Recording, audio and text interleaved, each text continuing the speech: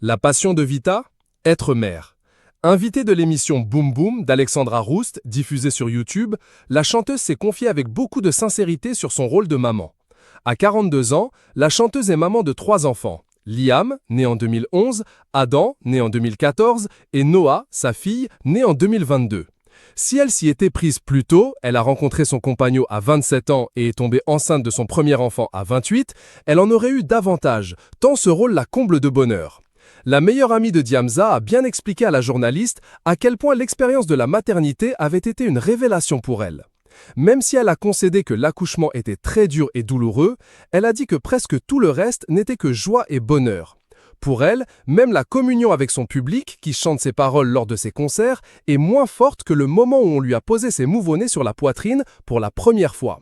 Malgré tout, être mère n'est pas une partie de plaisir au quotidien. Et Vita assume avoir parfois peu de patience avec ses enfants.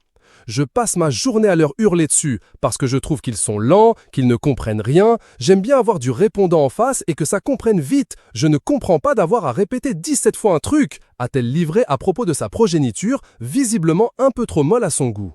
Ce qui la dérange, c'est simplement que parfois, la chanteuse trouve une immense différence entre son enfance et celle de ses enfants.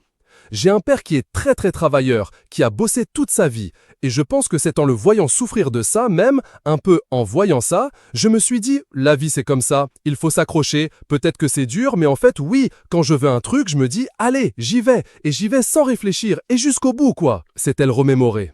Revenant sur son passé, elle s'est ainsi souvenue avoir été indépendante très jeune. Elle a quitté le foyer familial avant sa majorité.